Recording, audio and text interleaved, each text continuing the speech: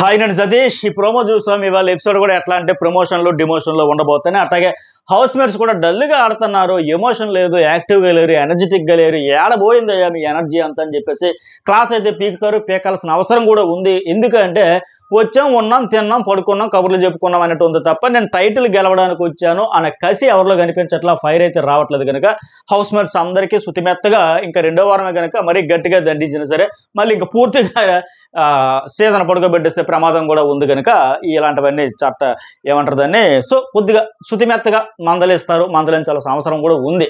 అట్లాగే ఈ వారం నిఖిల్ అండ్ నయనిక వీళ్ళైతే సేవ్ కాబోతున్నారు, మనం చూస్తా ఉన్నాం. అట్లాగే కొత్తగా చీఫ్స్గా ప్రమోషన్స్ కూడా రాబోతున్నాయి. దీని ముందు నేను అప్డేట్స్ అని చెప్పేసి తర్వాత ఈ ప్రోమో గురించి కూడా మాట్లాడుకుందాం. అభయ్ కొత్త చీఫ్గా కాంగ్రాట్స్ అయితే చెప్పొచ్చు. ఆయనకి సాధించాడు, మొత్తానికి కష్టపడ్డాడు, ఫలితం దక్కించుకున్నాడు. అలాగే ఓ బిగ్ ట్విస్ట్ కూడా ఉండబోతుంది. మరి అదేంటో చూద్దాం. చాలా హైలైట్ ఉంటుందంటది. చాలా దాని గురించి అయితే హైప్ వచ్చింది, బజ్ వచ్చింది. అలాగే ఇలాంటి అప్డేట్స్ అన్నింటికి కూడా సంబంధించిన అప్పటికప్పుడు ఇన్స్టాలో కూడా షేర్ చేస్తాం. వాటిని కూడా ఫాలో కండి. ఇన్స్టా నా డిస్క్రిప్షన్లో ఉంటుంది, ఇన్స్టా అకౌంట్. అది ఫాలో అయితే మీకు అప్పటికప్పుడు అప్డేట్స్ అయితే వస్తూ ఉంటాయి. ఇంకా ఏంటి అడగాల్సినవంటే దొంగతనం గురించి కూడా, రూల్స్ బ్రేక్ గురించి బిగ్ బాస్ ఈసారికి మీకు వార్నింగ్ ఇచ్చాడు. కానీ రూల్స్ అయితే ఇంపార్టెంట్, ఇక్కడ పాటించాలని చెప్పడం కూడా ఉంటుంది. దీంతో పాటు అందరూ ఎదురు చూస్తున్నది ఏంటంటే ఎలిమినేషన్. నిజంగా ఇలా ఉంటేనే కిక్ వస్తుంది. ఎవరైనా టఫ్ ఫైట్ ఉండడమే. మరి ప్రస్తుతానికి ఇంకా షూట్ కాలే, మరొక అరగంట పావుగంటలో షూటింగ్ అయిపోతుంది. నేను వీడియో చేసిన ఒక హాఫ్ అన్ అవర్లో అయిపోద్ది మ్యాక్సిమం. అయిపోయిన వెంటనే మీకైతే అప్డేట్ షేర్ చేసుకుంటే, ఎందుకంటే నేను ఎప్పుడు చెబుతా కదా, పేపర్ వర్క్లో ఉండే దశలో అనేక మార్పులు జరుగుతాయి. హోస్ట్ అక్కడ వేదిక మీదకి వెళ్ళిపోయాక కూడా ఒక్కొక్కరు సేవ్ చేసే క్రమంలో కూడా లాస్ట్ ముగ్గురు ఉండేటప్పుడు కూడా డెసిషన్స్ చేంజ్ అవుతూ ఉంటాయి. కనుక అందులోకి ఇలాంటి టఫ్ సిచ్యువేషన్ వచ్చేటప్పుడు ఇప్పుడు ఏంటి, సీత, శేఖర్ భాష, ఆదిత్యవు, పృథ్వీ, ఈ నలుగురు కూడా ఈ వారంలో దాగుడు మూతలు ఆడారు, దోహబూచులట్టు ఆడారు.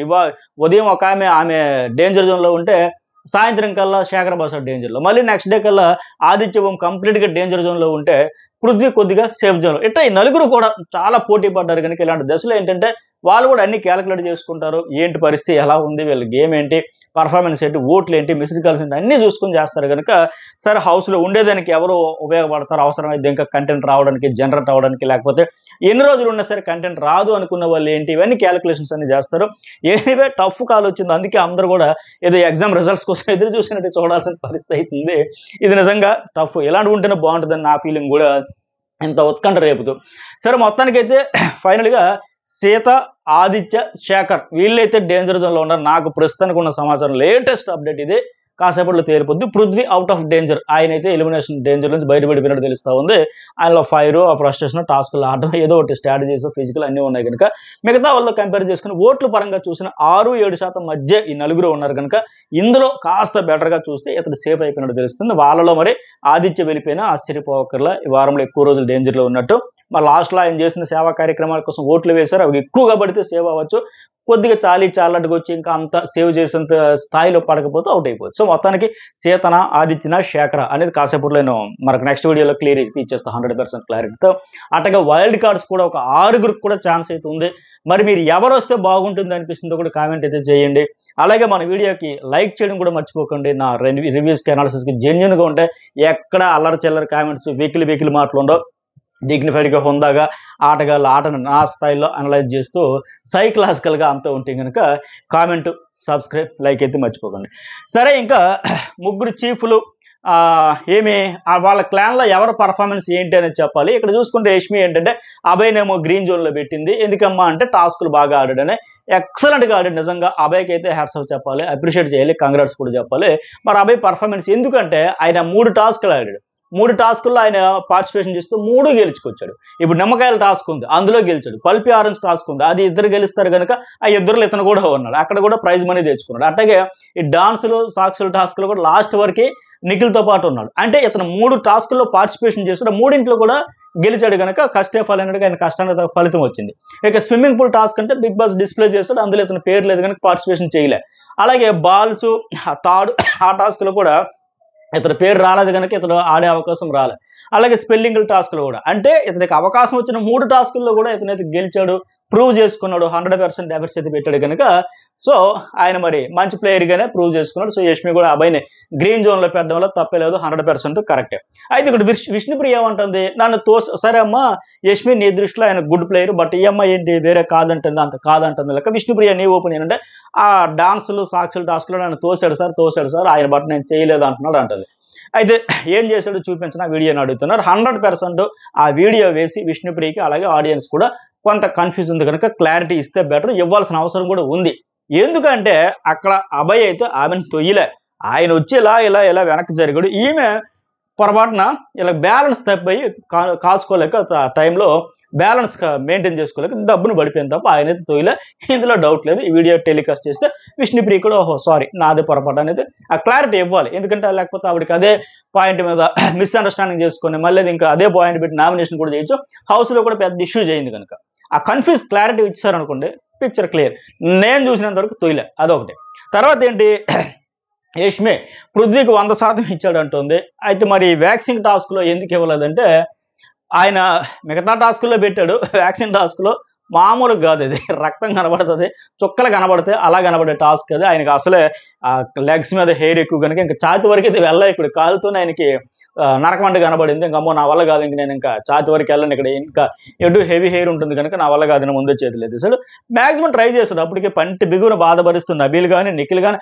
ఆ టాస్క్ ఎవరు చేసినా సరే కష్టమే, చాలా పెయిన్ఫుల్గా ఉంటుంది. అందులో ఏంటి పోటీ కాబట్టి ఇలా పెడుతున్నారు, టప టప టప టప టప లాగుతుంటే అమ్మో అనిపిస్తుంది, అది చాలా హెవీ పెయిన్ ఉంటుంది.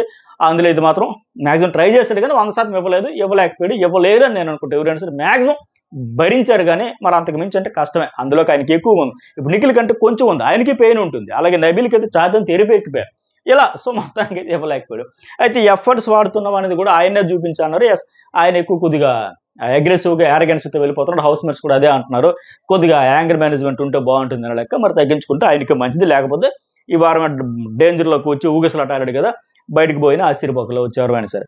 అలాగే యష్మి ఏంటి ప్రేరణకి రెడ్ జోన్లో పెట్టింది, సంచాలకుగా కన్ఫ్యూజ్ చేసిందంట. ఇక్కడ కరెక్ట్గా అడిగారు ఆయన హోస్ట్, కన్ఫ్యూజ్ చేశారా కన్ఫ్యూజ్ అయ్యిందా? కన్ఫ్యూజ్ చేశారు 100%. వీళ్ళ టీంని గెలిపించుకోవాలన్నట్టుగా వీళ్ళ టీం ఏం చేసినా రైట్ అన్నట్టుగా. అఫ్కోర్స్ యాక్టివ్గా ఉన్నారు, హుషారు ఉండాలి, ఆడే వాళ్ళకి ఎంకరేజ్ ఉండాలి, హడావిడి ఉండాలి, ఆడియన్స్కి కిక్ రావాలంటే అక్కడ ఏదో అలాగా మనుదిని పాముల్లా కాకుండా ముద్దపప్పుల్లా కాకుండా ఏమది ఎనర్జెటిక్గా హడావిడి చేస్తేనే బాగుంటుంది. ఆ రకంగా కంటెంట్ అంతా వచ్చి హంగామా చేసి స్క్రీన్ స్పేస్ దక్కించుకొని అన్నీ చేశారు. అయితే సంచాలకురాలుగా ఆమెనైతే మామూలు కన్ఫ్యూజ్ కాదు, 10 times decision right wrong confuse అయ్యే స్థాయిలో ఆమెను చేశారు. ఇన్ఫ్లుయెన్స్ చేసి ఆమె మీద ఫుల్గా ప్రెజర్ తెచ్చేసి బాబోయ్ నా వల్ల కాదన్నట్టుగా ముఖం అంతా ఎరుపు ఎక్కిపోయి అంత టెన్షన్ అయిపోయి అరుపులు కేకలతో ప్రేరణ అనేది ప్యూర్లీ కన్ఫ్యూజ్ అయితే చేశారు ఆ మవల. అఫ్కోర్స్ ఆ టాస్క్ అలాంటిది, ఎవరైనా అవుతారు, 100% పర్ఫెక్షన్ చేయలేరు. 6 ఆడుతున్నప్పుడు అటు ఇటు చూసుకొని అట్ట ఇట్ట చూసుకున్నప్పుడు అవుతుంది. బట్ వీళ్ళు బయట నుంచి వీళ్ళది కూడా ఒత్తిడి అయితే విపరీతంగా ఎక్కువైపోయి. సరే మరి సంచాలకుగా ఆమె పక్కన ఆమె సంగతి సరే అమ్మా. మరి మణికంఠ సీత విషయంలో 250 గ్రాముల మరమరాలు నీ డెసిషన్ రైట్ ఆర్ రాంగ్ అంటే మణికంఠ అడిగాడు అంటే అడగలేదని చెప్తుంది. వాళ్ళు అడిగారా లేదని చెప్తే ఈమె అక్కడ ఆ స్పాట్లో మాట ఇచ్చిందా లేదా? 100% మాట అయితే ఇచ్చింది. సీత అడిగేటప్పుడు నియర్ బై తీసుకుంటావా, దగ్గరగా ఉండేది తీసుకుంటావా, కేజీకి దగ్గరగా ఉండేది తీసుకుంటావా, నియర్ బై తీసుకుంటావా అంటే 100% ఇస్తాను, ఓకే చేస్తానని చెప్పింది. మణికంఠ కూడా సేమ్ మా ఇద్దరిది అదే డౌట్. మరి ఆడేవాళ్ళు అడుగుతారు కదా, క్లారిటీ తీసుకుంటారు కదా. ఆయన నోటంబడి ఆ పదవి మనకు ప్రోమోలో చూపించినట్టుగా ఆయన అడగకపోయినా ఆయన కూడా రిజల్ట్ కోసం ఆమె ఏం ఆన్సర్ చెబుతుందో అని చూశాడు. సీత అడుగుతుంది కదా, ఇంకెందుకు మా డౌట్స్ క్లారిఫై ఇవ్వన్నట్టు. సో ఆమె ఏం చెప్పింది అనేది అక్కడ 100% ఇంపార్టెంట్. ఆవిడ క్లియర్గా చెప్పింది ఎస్ ఇస్తాను అనింది. బట్ తర్వాత వచ్చేసరికి ఇవ్వలేదు సరి కదా. సంచాలకురాలుగా రియాక్షన్ కూడా చాలా వైల్డ్గా రియాక్ట్ అయింది. ఎస్ నేను సంచాలక్, నేను చెప్పిందా మాట, నా మాట శాసనం, వీళ్ళు బిగ్ బాస్ అడుగు నన్ను సంచాలక్ ఎందుకు పెట్టావంటే అట్లా కలబడిపోయింది. సంచాలకురాలు అంటే ఏంటి, జడ్జి ప్లేస్లో ఉంది. జడ్జి ప్లేస్లో ఉండేటప్పుడు ఆమెకి ఇదమ్మా అట్లా కాదు ఇట్లా కాదు అట్లా మీరు కన్ఫ్యూజ్ అయ్యారు, లేదు నేను ఇట్లా చెప్పాలనుకుని ఇలా చెప్పాల్సింది పోయి ఒప్పించాల్సింది పోయి గట్టిగా ఆయనకి ఆ రోజు నేను బాధితుడిని, నువ్వు నాకు ఇలాగ అన్యాయం చేసిన వాళ్ళకి ఆయన అడిగేటప్పుడు సంచాలకురాలుగా ఆయనకి చెప్పాలి, నువ్వు కన్ఫ్యూజ్ అయ్యావా లేకపోతే నన్ను కన్ఫ్యూజ్ చేస్తున్నావు, అట్లా కాదు ఇది అని చెప్పాలి. అట్లా కాకుండా నేను సంచాలకురాలు, నా డెసిషన్ ఫైనల్, వెళ్ళు బిగ్ బాస్ అడుక్కోపో అని కొద్దిగా రుబాబు లెక్క చేసింది, దబాయింపు సెక్షన్లో వెళ్ళింది. సో ఇది కరెక్ట్ కాదు. అందుకే మళ్ళీ ఏమంటే ఇంకా వీడియో కూడా ప్లే చేశాక ఆ పాయింట్లో 5 మెంబర్స్ ఆకలిగా ఉంటారని ఎలాగైనా గెలవాలని అనుకుని చెప్పింది. సో మరి ఆ ముఖ్యది ముందు చెప్పొచ్చు కదా అన్నట్టుగా అక్కడ హోస్ట్ అడిగినట్టు ముందే చెప్పొచ్చు కదా. అది కూడా ఏంటి, నిఖిల్ వచ్చి యష్మి చెవిలో చెప్పాడు ఈ టైప్‌లో. నేను వచ్చి ఆడినా సరే నేను మాక్సిమం వదిలేస్తానని లెక్క. ఆ అమ్మాయిలు 5 అమ్మాయిలు కదా! వాళ్ళు ఆ 3 అమ్మాయిలు ఇంకా 2 కదా! 5 కదా! వాళ్ళే గెలిస్తే బెటర్. 5 ఆకలితో ఉండే కంటే ఇద్దరు ఉండడం బెటర్ అని లెక్క ఇది చెప్పడం, ఆమె కూడా అనుకోవడం. తర్వాత నేను ఆడట్లేదు మణికంఠ ఆడతాడా? నువ్వు ఆడవా అంది. అంటే ఆయన వస్తే మరి సీరియస్‌గా ఆడేస్తాడు కదా! మరి అప్పుడు ఎలా అని లెక్క. సో, మొత్తానికి తర్వాత ఏదో మాట మార్చింది. సో, అందుకే ఓవరాల్‌గా చీఫ్‌గా ఫెయిల్ అయ్యింది. మరి మీరేమంటారు? చీఫ్‌గా ఫెయిల్ అయిందా? సక్సెస్ అయిందని కూడా కామెంట్ అయితే చేయండి. ఈ నెక్స్ట్ ఎలిమినేషన్ ఫుల్ క్లారిటీతో నెక్స్ట్ వీడియో మరిన్ని అప్డేట్స్‌తో నెక్స్ట్ ప్రోమో కూడా వస్తది కదా! అన్నింటికి కలిపి మరొక వీడియో అప్లోడ్ చేస్తా. చాలా ఇంట్రెస్ట్‌గా ఉంటది. లైక్, కామెంట్, సబ్స్క్రైబ్ అయితే మర్చిపోకండి.